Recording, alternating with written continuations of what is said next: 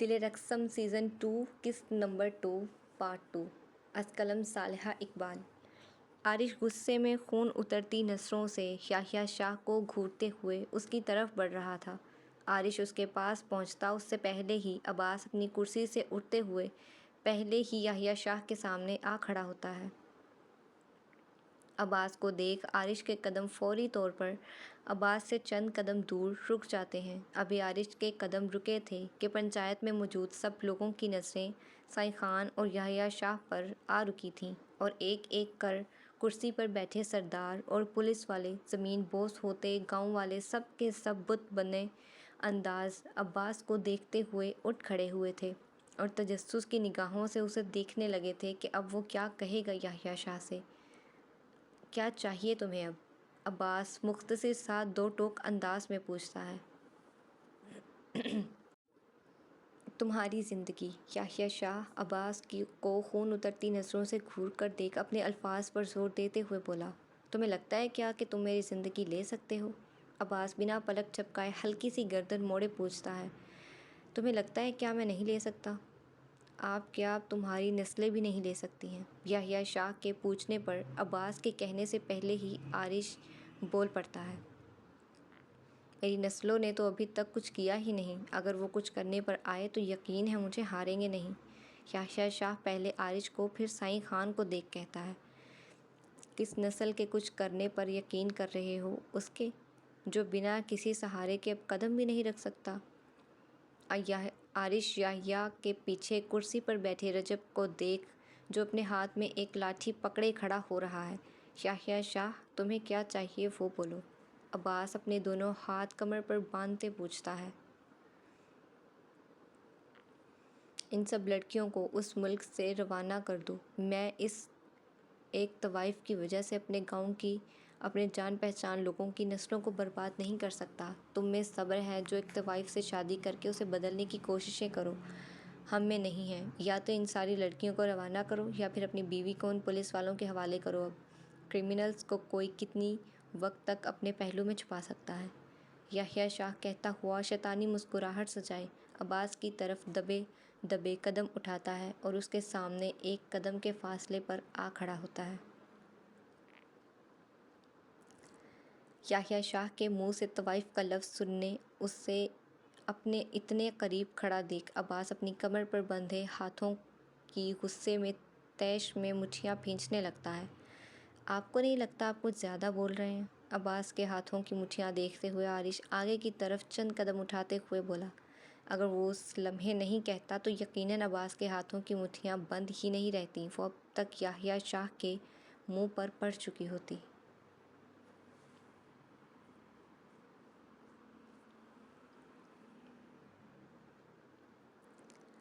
اور تمہیں نہیں لگتا داماد جی تمہیں اس وقت خاموش رہنا چاہیے؟ ہم بات کر رہے ہیں نا، ہمیں کرنے دو۔ اگر میں خاموش ہو گیا تو آپ کچھ کرنے لائق نہیں بچیں گے۔ آپ کی زندگی بچانے کے لیے میں بول رہا ہوں، نہیں تو میں ہٹ جاتا ہوں۔ اگر خان بابا سے آپ نپٹ سکتے ہیں تو کوشش کر کے دیکھ لیں، میرا کیا جائے گا؟ آپ کی بیٹی تو پہلے ہی میرے پاس ہے، بہت میرے لیے سسر جی، آپ سے مزید اور کچھ نہیں چاہیے مجھے۔ عارش بھی عباس کی طرح اپنے دونوں ہاتھ اپنے کمر پر کے پیچھے باندھتا ہوا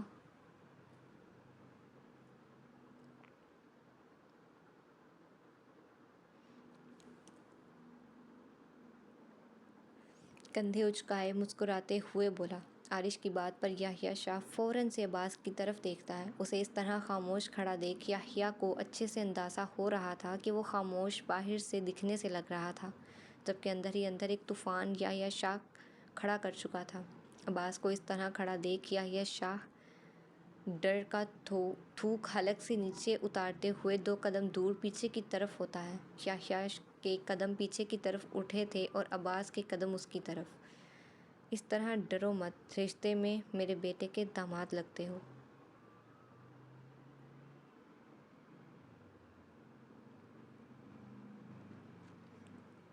میں اب دوبارہ تم پر ہاتھ اٹھانے کی غلطی نہیں کروں گا، کیونکہ کیا ہے نا، میں نے آج تک اپنے گاؤں میں بھونکتے ہوئے کتوں کو کبھی مارنے کی کوشش نہیں کی۔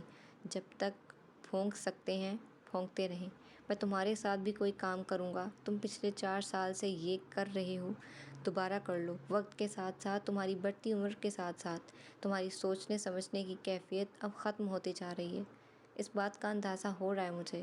اب تم سے میں آخری بار پوچھ رہا ہوں، تمہیں کیا چاہیے؟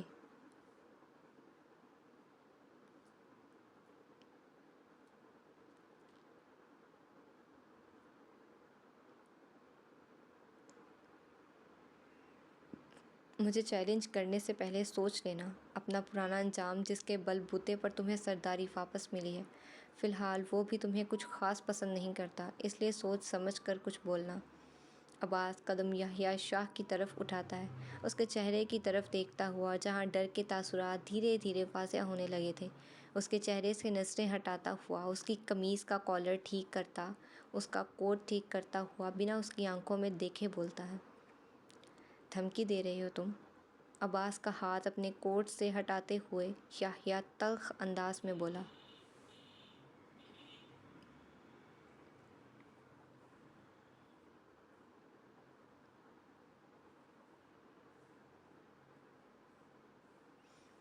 میں اپنے معیار کے لوگوں کو دھمکیاں دیتا ہوں، تم میرے معیار کے نہیں ہو۔ تمہیں دھمکیاں نہیں دے رہا، صرف فیکٹ بتا رہا ہوں۔ عباس اپنے قدم پیچھے کی طرف اٹھاتا ہوا عارش کے پاس جا کھڑا ہو کر اپنی کمر پر پھر ہاتھ باندھ لیتا ہے۔ عباس کی بات پر یحییٰ شاہ کے دماغ کی رگیں فوراً سے تن چکی تھیں۔ کون کس کے معیار کا ہے اور نہیں، یہ تو وقت رہتے پتہ چل جائے گا۔ فی الحال تم اپنے آس پاس کے لوگوں کو دیکھو جو اس وقت تمہیں جن نگاہوں سے دیکھ رہے ہیں۔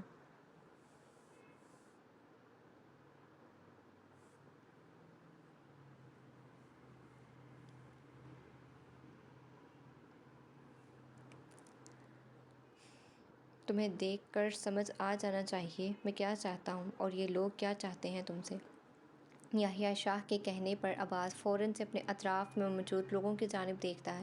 عباس کے ساتھ ساتھ عارش بھی ان سب لوگوں کو دیکھنے لگتا ہے جو حد سے زیادہ تجسس سے بھرپور نگاہوں سے سائیں خان کی طرف ہی دیکھ رہے تھے، پر جیسے ہی خود پر سائیں خان کی نظر پڑتی محسوس کرتے ہیں، فوراً سے سب اپنی نظریں جھکانے لگتے ہیں۔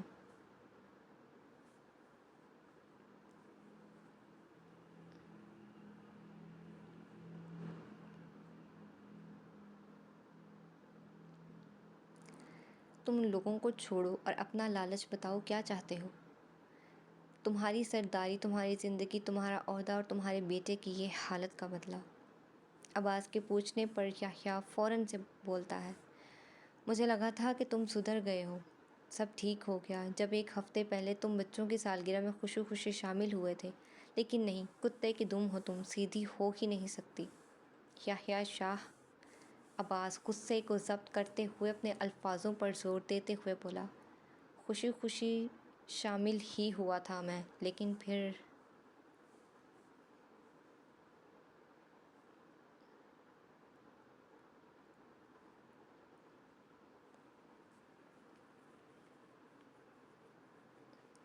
یحییٰ شاہ بولنے لگتا ہے، لیکن کہتے کہتے خود ہی وہ خاموش ہو جاتا ہے اور گہری سانس لیتا ہوا سائیں خان سے اپنی نظریں ہٹا لیتا ہے۔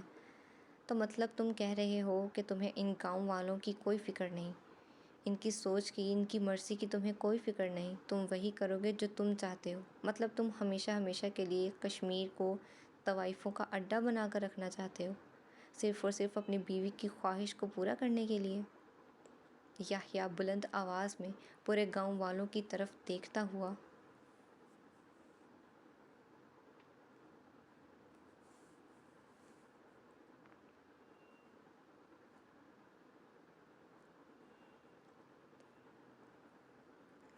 ان کی جانب کچھ قدم اٹھاتا ہوا سائیں خان سے پوچھتا ہے، یحییٰ کہ اس طرح بلند آواز میں پوچھنے پر جتنے لوگوں کے سر جھکے تھے وہ سب کے سب فوراً سے سر اٹھائے حیران کن انداز میں عباس کی طرف دیکھنے لگے تھے۔ جہاں سب حیران انداز میں عباس کو دیکھ رہے تھے، وہیں عباس گہری سانس لیتا اپنی کمر پر بندھے ہاتھوں میں سے ایک ہاتھ سے اپنے ماتھے پر ہلکی سی خارش کرتا ہوا سارے گاؤں والوں کی طرف اپنا رخ موڑتا ہے، چہرے سے پل میں ساری ہنسی غائب کرتا یحییٰ شاہ کو غصے میں دیکھنے لگا تھا۔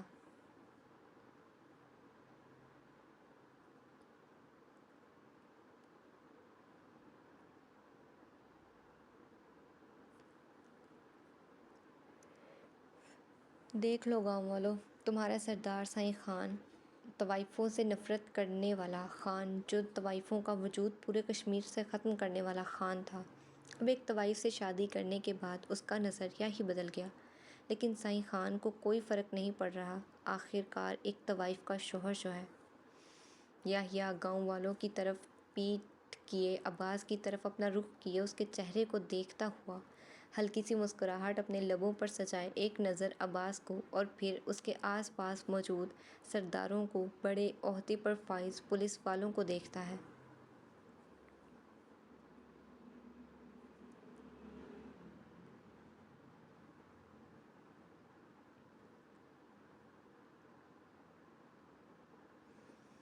جو یحییٰ کی طرف بھی اسی انداز میں مسکراتے ہوئے دیکھ رہے تھے، اور ایک ایک کر عباس کے کچھ بھی کہنے سے پہلے وہ سب بھی اسی طرح عباس پر حاوی ہونے کی کوشش کرتے ہیں۔ خاموش، عباس بلند بھاری بھرکم آواز میں کہتا ہے، اور سب کے سب لوگ اسی لمحے خاموش ہو جاتے ہیں۔ سائیں خان جو 4 سال پہلے تھا وہ آج بھی ہے، طوائفوں سے نفرت اس سے پہلے بھی تھی اور اس سے آج بھی، لیکن ایک بات کو سب کے سب لوگ اپنے ذہن میں بٹھا لو، اگر دوبارہ میری بیوی کو طوائف بولا تو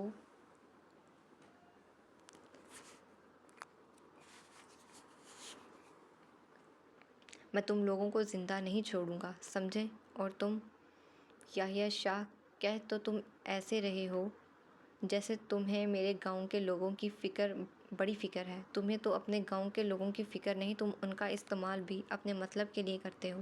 تو تم مجھے یہ مت بتاؤ کہ سرداری کیسے کی جاتی ہے اور اپنے گاؤں کے لوگوں کا خیال کیسے رکھا جاتا ہے۔ سائیں خان تم سے بہتر طریقے سے جانتا ہے کہ سرداری کیسے کرتے ہیں۔ اگر تم بہتر طریقے سے جانتے ہو تو تمہیں یہ بھی پتہ ہوگا کہ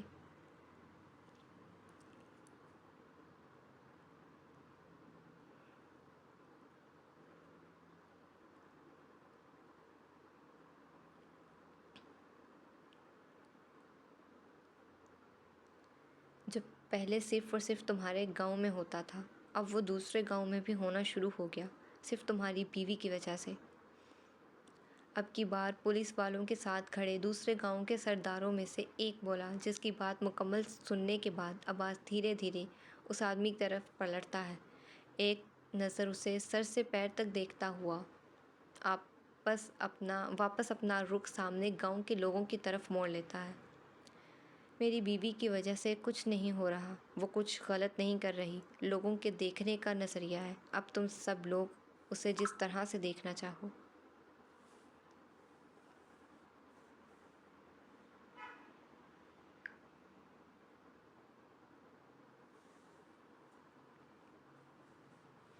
دیکھ سکتے ہو، تم لوگوں نے ذہن میں بٹھا لیا ہے کہ وہ ساری کی ساری بچیاں جو اب بڑی ہو چکی ہیں وہ اس کوٹھے میں رہتی ہیں، تو وہ یقیناً طوائف ہی ہیں، پر سچ کیا ہے وہ تو وہاں قدم رکھنے کے بعد پتہ چلے گا نا۔ اب جتنے لوگوں نے اس جگہ پر قدم رکھا ہوگا اس بارے میں تو صرف وہی اچھے سے جانتے ہوں گے، تو بتائیں کیا آپ لوگ کوٹھے پر جاتے ہیں؟ عباس سب لوگوں کی طرف دیکھتے ہوئے سوال کرتا، اسی سردار کی طرف اپنا رخ موڑ لیتا ہے جس نے ابھی 2 لمحے پہلے ادا کے بارے میں کچھ کہا تھا۔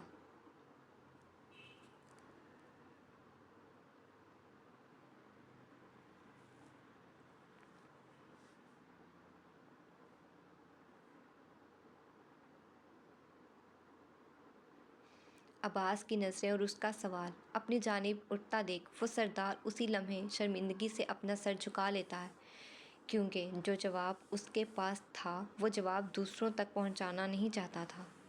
جس بارے میں کسی کو علم نہ ہو اس بارے میں بیکار کی پنچایتیں لگانے کی کوئی ضرورت نہیں ہے۔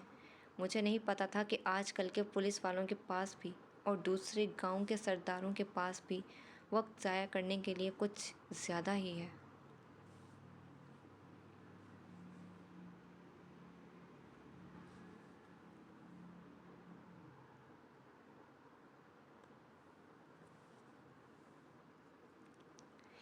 لیکن میری ایک بات غور سے سن لو، نہ تو میں فالتو ہوں اور نہ ہی میرا وقت ضائع کرنے کے لیے ہے۔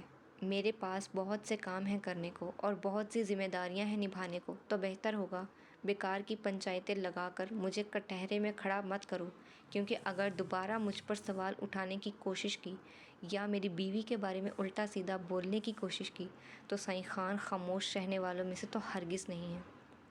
اور خود پر کیا، اپنے کسی بھی گھر والوں پر میں لوگوں کی کوئی بھی الٹی سیدھی بات برداشت نہیں کروں گا، سمجھے؟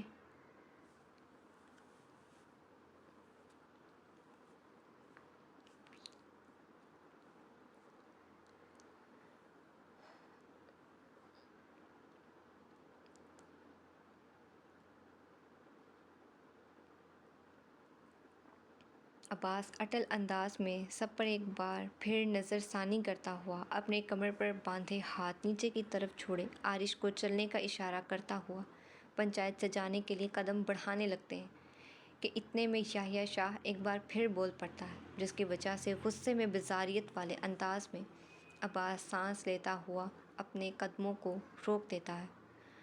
وقت ضائع کرنے کے لیے ہمارے پاس بھی نہیں ہے سائیں خان، لیکن یہ پنچایت فضول میں نہیں لگائی گئی۔ جس فیصلے کے لیے لگائی گئی ہے تم وہ فیصلہ کر کے جاؤ، کیونکہ یہ گاؤں تمہارا ہے۔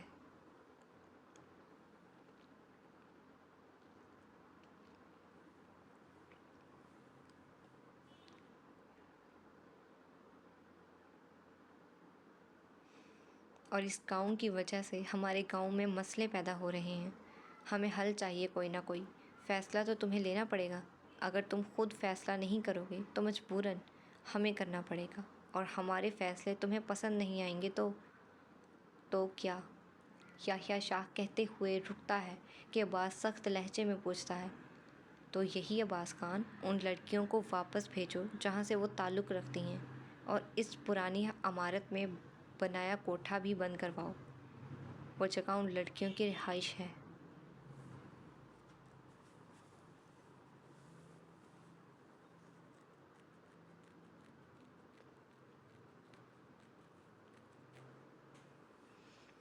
ان میں سے کوئی بھی واپس نہیں جانا چاہتا، تو کیسے انہیں واپس بھیج دوں میں؟ اس سے ہمارا کوئی تعلق نہیں ہے کہ وہ جانا چاہتی ہیں یا نہیں۔ ان لڑکیوں کی وجہ سے نسلیں تباہ ہو رہی ہیں، اور یقیناً کوئی بھی اپنی نسلوں کو تباہ ہوتا نہیں دیکھ سکتا۔ اس لیے ان لڑکیوں کو واپس ان کے ملک پہنچا دو۔ ایک بار پہلے بھی تمہیں ادا بائی سے انہیں آزاد کروانے کے لیے اسی کے لیے ہی کہا تھا، تاکہ وہ انہیں طوائف نہ بنائیں، لیکن ہوا کیا؟ وہی جس کا ڈر تھا۔ کشمیر کی مشہور طوائف ادا بائی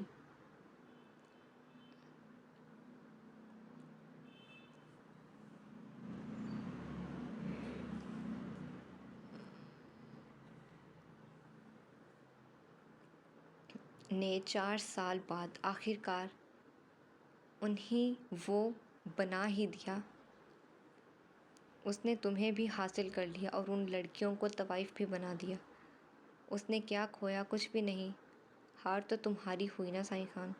یحییٰ شاہ عباس کے صبر کی ایک حد کو آزماتا ہوا ہر بار وہی بات کر رہا تھا جس کو عباس کا غصہ ہر حد پار کرنے کو تیار تھا۔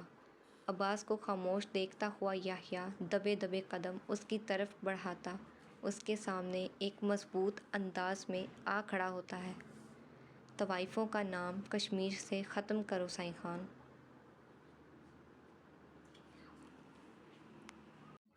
ورنہ میں پورے کشمیر میں اس بات کا اعلان کروا دوں گا کہ ادا اصل میں کون ہے، اور تمہاری منہ بولی بیٹی امایہ شاہ وہ کون ہے۔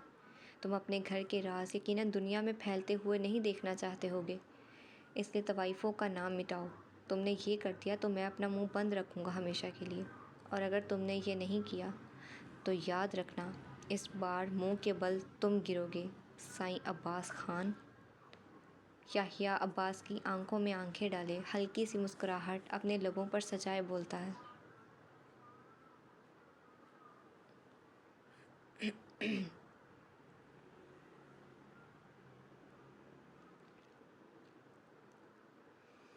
لیکن اس کی بات سننے کے بعد بھی عباس کوئی رد عمل نہیں دکھاتا، جبکہ شدت سے وہ اس وقت اس کا منہ توڑنے کا ارادہ بنا چکا تھا۔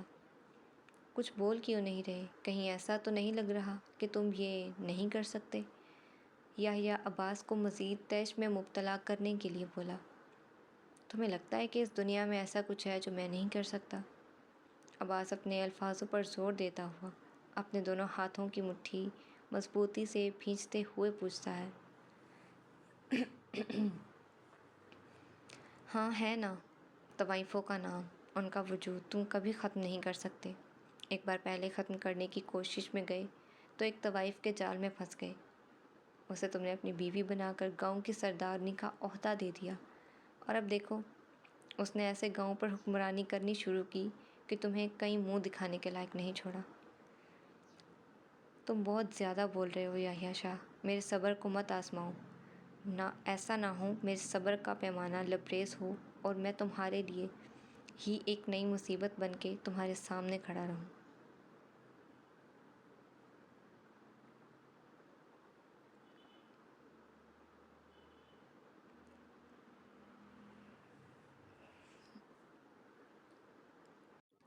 یقیناً مجھ سے الجھنے کے لیے تمہیں اپنی بربادی بھی سوچ لینی چاہیے۔ اب کی بار جو تم کھو گے وہ تمہیں واپس نہیں ملے گا۔ میرے پاس تو کھونے کے لیے کچھ ہے بھی نہیں۔ تم میری فکر نہیں کرو، تم مجھے جیت کر دکھاؤ۔ 4 سال پہلے بھی 1 مہینہ دیا تھا تمہیں طوائفوں کا نام ختم کرنے کے لیے، اور آج 4 سال بعد پھر تمہیں 1 مہینہ دے رہے ہیں ان طوائفوں کا وجود، کوٹھے کا وجود کشمیر سے ختم کرنے کے لیے۔ بولو، کر سکو گے یہ؟ اگر تم نے یہ کر دیا تو میں وعدہ کرتا ہوں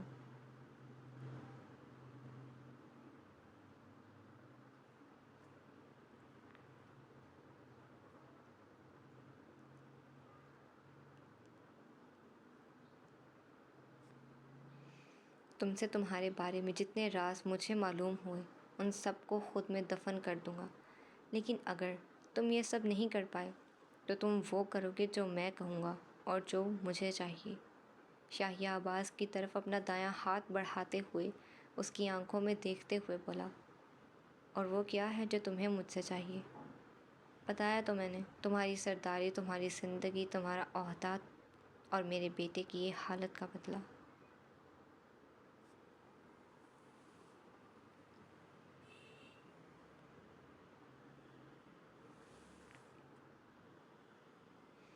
یحییٰ عباس کی طرف مزید اپنا ہاتھ آگے کی طرف بڑھائے بولا۔ یحییٰ کی بات سنے عباس کے لبوں پر بے ساختہ مسکراہٹ آئی تھی۔ سائیں عباس خان کبھی ہارتا نہیں ہے، اس بات کو اچھے سے اپنے ذہن میں بٹھا لو۔ منظور ہے، میں اس پرانی عمارت کو ہمیشہ ہمیشہ کے لیے 1 مہینے کے اندر بند کروا دوں گا۔ جیسے اس عمارت پر تالا لگے گا ویسے ہی تمہارے منہ پر بھی ایک بڑا سا تالا لگ جانا چاہیے، کیونکہ اس کے بعد تمہارے منہ سے نکلے ایک بھی لفظ کو میں کسی صورت برداشت نہیں کروں گا۔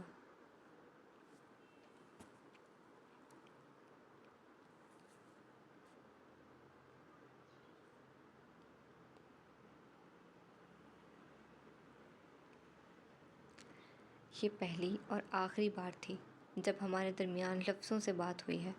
آئندہ تم نے میری بیوی کا نام غلط الفاظوں میں استعمال کیا تو اسی پنچایت میں ان سب لوگوں کے سامنے کی قسم کھا کر کہتا ہوں، تمہاری جان میں اپنے ہاتھوں سے لوں گا۔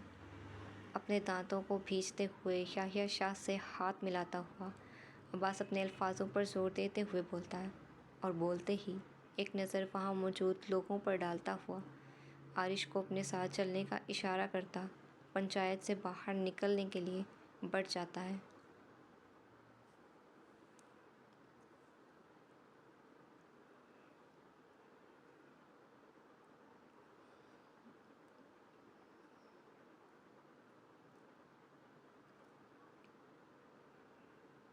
سب کی نظروں سے اوجھل ہونے تک عباس اور عارش ہر ایک کی نظروں کا مرکز بنے ہوئے تھے۔ پنچایت سے باہر نکلے جیسے ہی عباس گاڑی کی طرف قدم اٹھاتا ہے، عارش عباس کی بازو پر ہاتھ رکھے اسے گاڑی کے پاس جانے سے روک لیتا ہے اور خود اپنے بابا کے سامنے آ کھڑا ہوتا ہے۔ یہ سب کیا کیا ہے آپ نے؟ اس پرانی عمارت پر تالا، آپ جانتے ہیں وہ کسی بھی صورت میں ممکن نہیں ہے، خانی کبھی ہونے نہیں دے گی، پھر بھی آپ نے یحییٰ شاہ کو اسے بند کروانے کا چیلنج دے دیا۔ یحییٰ شاہ تو ویسے بھی بابا آپ کی سرداری چھیننے کے پیچھے لگے ہوئے ہیں۔ انہیں کوئی نہ کوئی وجہ چاہیے لیکن آپ کیوں ان کی باتوں میں آئیں؟ آپ کو اس بات کا اندازہ ہونا چاہیے کہ خانی آپ کی بیوی، وہ آپ کو کبھی کچھ نہیں کرے گی۔ انہیں جتنا مرضی غصہ ہو آپ پر، لیکن وہ آپ کو کچھ نہیں کریں گی آپ کے ساتھ۔ میں بھی اس پنچایت میں آج آیا تھا اور میرے سامنے آپ نے یحییٰ شاہ سے یہ 1 مہینے والا چیلنج کیا ہے۔ اگر انہیں خبر ہو گئی نا کہ میں تھا تو میری خبریں ہی سنیں گے آپ پھر، کیونکہ میں نے خانی کو مردوں کی پٹائی کرتے ہوئے دیکھا ہے۔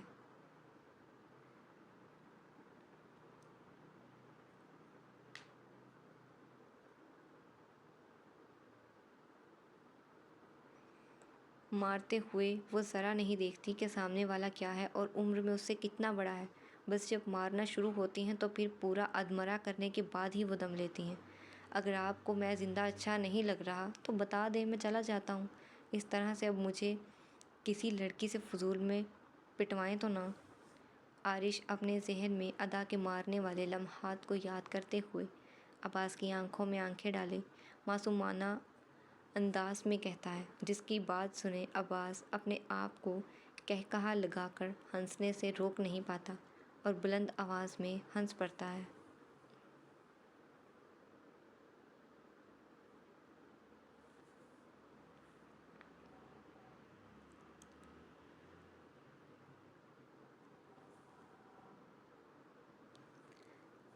خان بابا، میں سیریس ہوں۔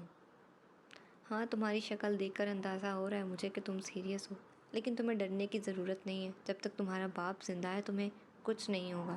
ادا کی ٹینشن نہیں لو، اور یحییٰ شاہ کی بھی۔ میں کوئی نہ کوئی حل نکال لوں گا، ہو جائے گا سب کچھ۔ عارش کے کندھے پر ہاتھ رکھے عباس اس کی الجھنوں کو کم کرتا ہوا ہلکا سا مسکرا کر کہتا ہے، اور کہتے ہی دوبارہ وہ گاڑی کی طرف قدم اٹھانے لگتا ہے۔ 2 قدم آگے بڑھا ہی تھا کہ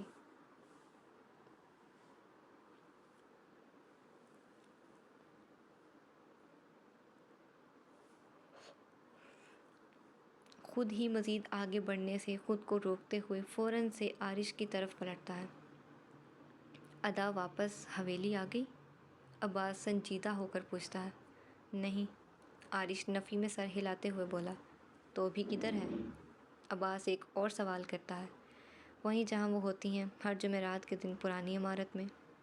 اب کی بار عارش گہری سانس لے اپنے دونوں کندھے اچکائے بولا۔ ٹھیک ہے، میں ادا کو حویلی سے لے کر آتا ہوں، تم پہلے جاؤ، مہمان آنے والے ہیں۔ اگر مجھے دیر ہو جائے گی تو تم انہیں اٹینڈ کر لینا۔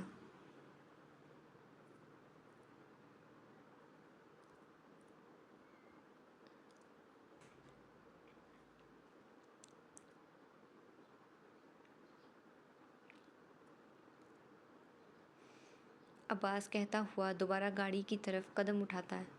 کون سے مہمان خان بابا؟ عارش عباس کے ساتھ چلتا ہوا پوچھتا ہے۔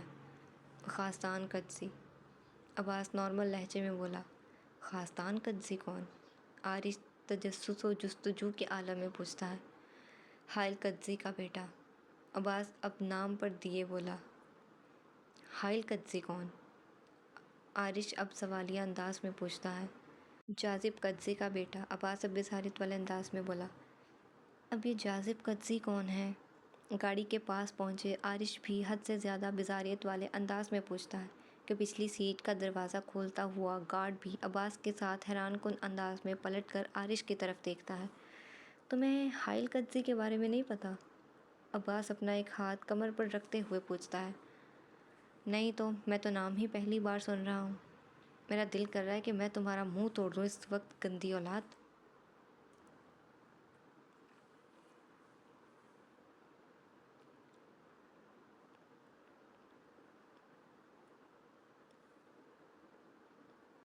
حائل قدسی اڈنگ کیل گاؤں کے سردار ہیں، اور جاذب قدسی حائل قدسی کے بابا ہیں، اور یہ دونوں باپ بیٹے وہ ہیں جنہوں نے میری جوانی میں گاؤں کو سنبھالنے میں اور مجھے گاؤں کے بارے میں سمجھانے میں اور بھی بہت سی چیزوں کے بارے میں اچھی تعلیم دینے میں بہت مدد کی تھی۔ اب میری باری ہے ان کی مدد کرنے کی۔ جاذب صاحب اپنے پوتے کو یہاں بھیج رہے ہیں تاکہ اسے میں تم دونوں بھائیوں کی طرح ایک اچھا انسان بنا سکوں۔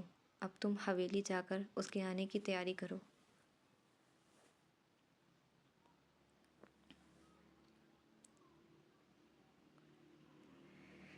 اور حویلی کو کچھ دیر کے لیے انسانوں کی حویلی میں کنورٹ کرو جب تک میں ادا کو لے کر آتا ہوں۔ عباس کہتے ہوئے گاڑی میں سوار ہونے لگتا ہے کہ ایک بار پھر سے اندر بیٹھتے بیٹھتے وہ رک گیا۔ عباس رکا تھا اور عارش فوراً سے تجسس کی نگاہوں سے عباس کی پشت کو دیکھنے لگا تھا۔ کیا ہوا بابا؟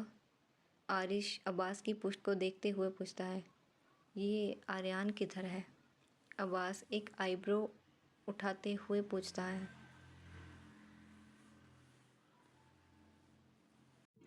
ان کے بارے میں تو مجھے بھی نہیں پتہ، آپ کو پتہ ہے نا، ان کے ہونے کی خبریں کہیں ہوتی ہیں اور وہ پائے کہیں جاتے ہیں۔ انسان ہیں لیکن انسانوں کی طرح ایک جگہ پر وہ کبھی نہیں ملتے کسی کو۔ ٹائم تو اس وقت ان کا یونیورسٹی میں ہونے کا ہے، تو شاید وہ وہیں پر ہوں گے۔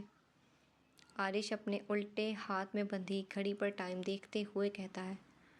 شاید تمہارے شاید اس شاہ کے بارے میں آج تک کبھی ٹھیک نہیں لگے بیٹا جی۔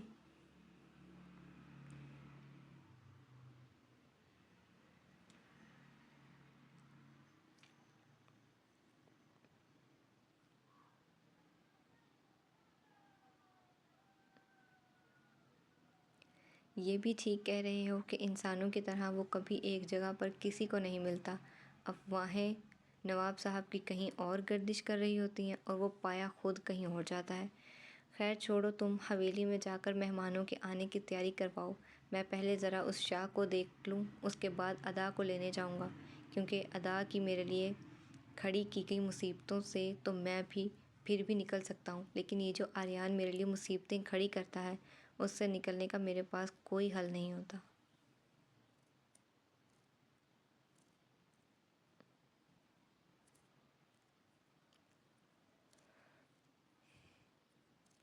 حویلی میں فون کرو اور پوچھو، اگر وہاں پر گڑیا ہوئی تو پھر پکا وہ یونیورسٹی کے علاوہ کہیں اور گیا ہوگا، اور اگر گڑیا حویلی میں نہیں ہوئی تو پھر وہ یونیورسٹی میں ہی ہوگا۔ تم پوچھ کر بتاؤ مجھے، تاکہ مجھے بھی تھوڑا سکون کا سانس نصیب ہو سکے۔ عباس کہتا ہوا گاڑی کی پچھلی سیٹ پر سوار ہوتا ہے۔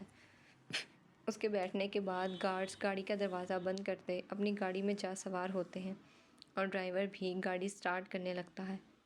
ٹھیک ہے پاپا۔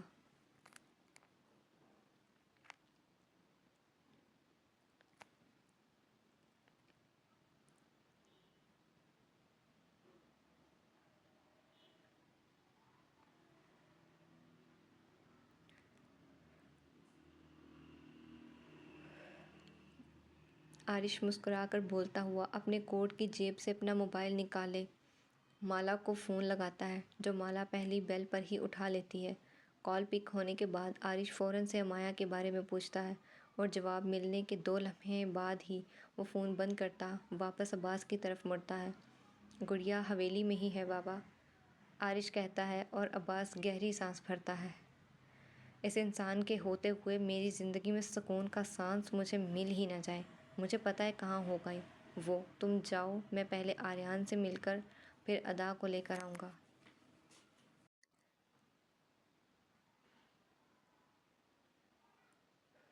عباس کہتے ہی ڈرائیور کو ہاتھ سے گاڑی سٹارٹ کرنے کا اشارہ کرتا ہے۔ گاڑی کو جاتا دیکھ عارش فوراً سے عباس کو خدا حافظ کرتا ہوا خود بھی اپنی گاڑی میں جا سوار ہوتا حویلی کے لیے نکل پڑتا ہے۔ کرپٹ پولیٹیشین تو سدھرے گا نہیں، پھر تو وہیں پہنچ گیا۔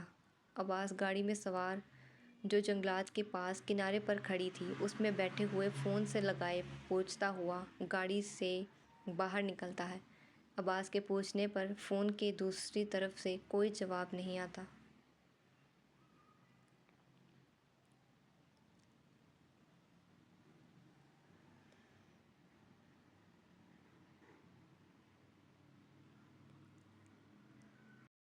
کہیں پیسوں کے لگ جانے کا نشہ سر تو نہیں چڑھ گیا ہے، جو اب منہ سے کچھ بھی نکلنا بند ہو گیا ہے؟ عباس طنزیہ انداز میں کہتا ہوا گاڑی کا دروازہ بند کرتا ہے اور گہری سانس لیتا ہوا پہاڑوں پر بنے گھنے جنگلات کی طرف دیکھتا ہے۔ تیری زندگی میں صبر و تحمل نام کی چیز کبھی انٹری کرے گی یا نہیں؟ اپنی اتنی مہنگی خون پسینے کی کمائی سے خریدی کافی کا ابھی پہلا گھونٹ ہی بھرا تھا میں نے، اب حلق سے اتاروں گا تو ہی جواب دوں گا نا۔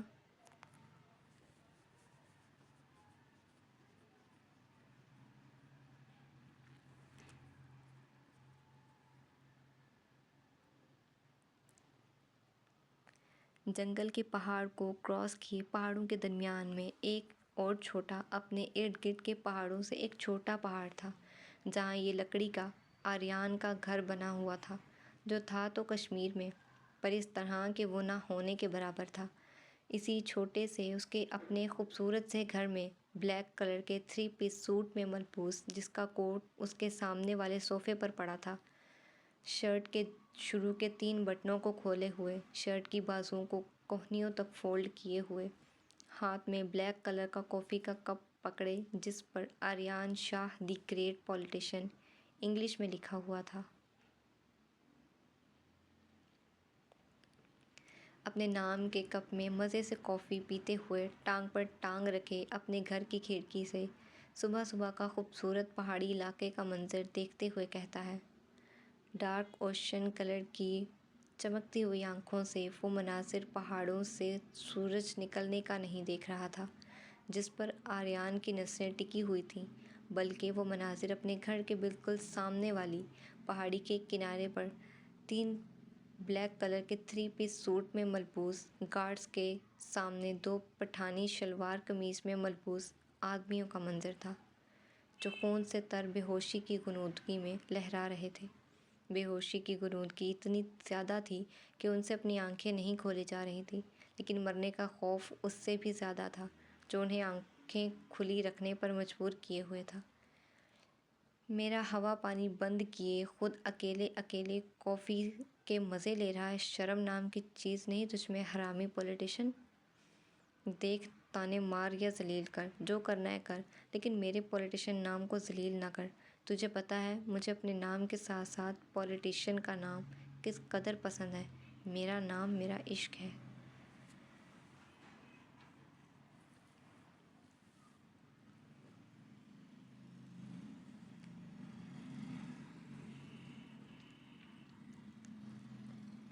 آریان کہتے ہوئے کافی کا ایک اور گھونٹ حلق سے نیچے اتارتا ہوا صوفے سے اٹھ کھڑکی کے پاس جا کھڑا ہوتا ہے۔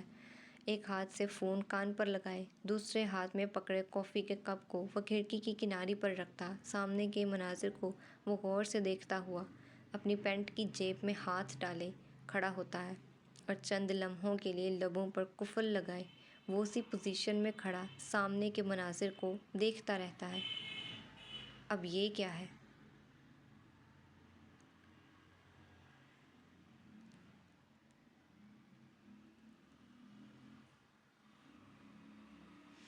آریان کے کانوں میں عباس کی آواز پڑتی ہے کہ وہ فوراً سے ہوش کی دنیا میں آتا ہوا فون کان سے ہٹائے اسکرین کی طرف دیکھتا، لیکن اسکرین پر کوئی کال نہیں لگی ہوئی تھی۔ آواز فون سے نہیں، آریان کے پیچھے سے آتی ہے۔ اب کس کے لیے تو موت کا فرشتہ بن کر نازل ہوا ہے اس پر؟ عباس کی بھاری آواز ایک بار پھر جیسے ہی آریان کے کانوں میں بڑھتی ہے، وہ فوراً سے پلٹ کر پیچھے کی طرف دیکھتا ہے۔ اپنے پیچھے 3 قدموں کے فاصلے پر کھڑے عباس کو دیکھ آریان فوراً سے اپنی آنکھیں میچتے ہوئے اپنے دل پر ہاتھ رکھ لیتا ہے۔ ڈرا دیا مجھے، آریان اپنے دل پر رکھے ہاتھ سے ہلکا ہلکا دل مسلتے ہوئے کہتا ہے، اور اپنی اچانک سے بڑھتی ہوئی دھڑکنوں کو نارمل کرنے کی بھی۔ ایک انسان کو دیکھ کر ڈر گیا، لیکن حرامی پولیٹیشین خدا سے نہیں ڈرتا تو؟ عباس کہتا ہوا آریان کے پاس آتا اس کی بازوؤں پر تھپڑ مارتے ہوئے کہتا ہے، الحمدللہ ڈرتا ہوں اوپر والے سے بھی، کیوں نہیں ڈرتا میں؟ عباس کے تھپڑ مارنے پر آریان اپنی بازو مسلتے ہوئے بولا، بہت ڈرتا ہے تو نظر آ رہا ہے سامنے کے منظر دیکھ کر۔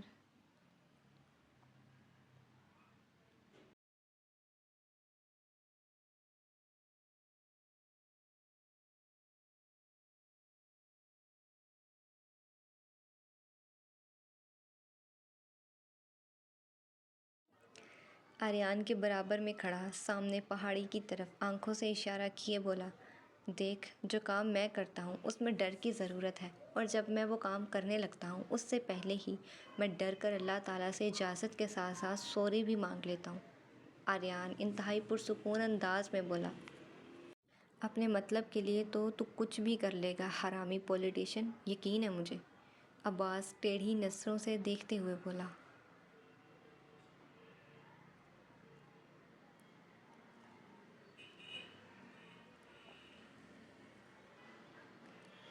دیکھ میرے بھائی، تو میرے اللہ تعالیٰ سے ڈرنے پر سوال مت اٹھا۔ میں صبح کی نماز ادا کر کے اجازت لے کر اور جو غلط ہو جائے اس کے لیے ایڈوانس سوری کر کے آیا ہوں۔ آریان مکمل رخ عباس کی طرف موڑے اس کے چہرے کی طرف دیکھے ہوئے بولا، بڑا کوئی احسان نہیں کر دیا تو نے مجھ پر اور اللہ تعالیٰ پر، سال میں ایک بار نماز پڑھ کر، کرپٹ انسان۔ اپنے ہاتھ کا مکہ بنائے آریان کو مارنے والے انداز میں ہوا میں بلند کرتا ہے، فضول میں الزام نہ لگا، سال میں ایک بار نہیں 3 بار نمازیں ادا کرتا ہوں میں۔ 3 کس کی؟ آریان کے کہنے کے بعد عباس فوراً سے تجسس سے پوچھتا ہے، 2 عیدوں کی اور تیسرے جنازے کی۔ آریان کہتا ہوا گردن موڑے پہاڑ کی چوٹی پر موجود لوگوں کی طرف چہرے پر ٹیڑھی مسکراہٹ سجائے دیکھتا ہے۔ جس دن کسی اہم شخصیت کا جنازہ میرے ہاتھوں سے اٹھتا ہے اس دن ایک بابا کے کہنے پر میں الحمدللہ سے 5 نمازیں پڑھتا ہوں۔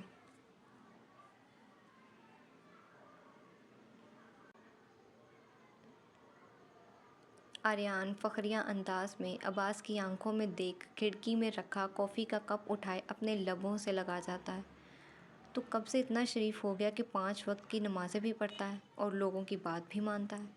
عباس زبردستی کی مسکراہٹ اپنے لبوں پر سجاتا ہوا اپنے لب بھینچتے ہوئے پوچھتا ہے، جب سے مجھے پتہ چلا ہے کہ صرف نیک لوگ جنت میں جائیں گے، مجھ جیسے گنہگار نہیں۔ کافی کی چسکی بھرتے ہوئے کہتا ہے۔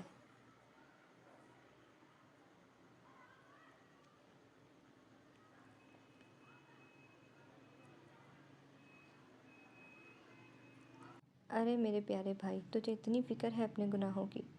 عباس آریان کا چہرہ اپنے دونوں ہاتھوں میں پکڑے اس کے منہ کو دباتے ہوئے بولا، اور نہیں تو کیا، دنیا کی چڑیلوں کے لیے میں جنت کی 70 حوروں کو تھوڑی داؤ پر لگا سکتا ہوں، اب اتنا بھی برا نہیں میں۔ عباس کی آنکھوں میں دیکھ ہلکا سا سر جھکائے شیطانی نظروں سے دیکھتے ہوئے ہنستے ہوئے کہتا ہے، تو جانتا ہے نا، تو میری امایا کا شوہر نہیں ہوتا تو۔ آریان کے چہرے کو چھوڑتے کھڑکی سے باہر کی طرف رخ موڑتے ہوئے بولا، تو میں دنیا میں ہی نہیں ہوتا۔ اب تک جانتا ہوں پچھلے کچھ سالوں سے مجھے نہ جانے کتنی بار یہ دھمکیاں مل چکی ہیں۔ آریان گہری سانس لیتا اپنے جل سے سیٹ کیے بالوں پر ہاتھ پھیرتے ہوئے وہ بھی سامنے کے پہاڑ کی طرف نظریں اٹھانے لگتا ہے کہ اس سے پہلے ہی آریان کی نظریں عباس پر ٹک گئی تھیں۔ تجھے کیا ہوا؟ تیرے چہرے کے رنگ کیوں اڑے ہوئے ہیں؟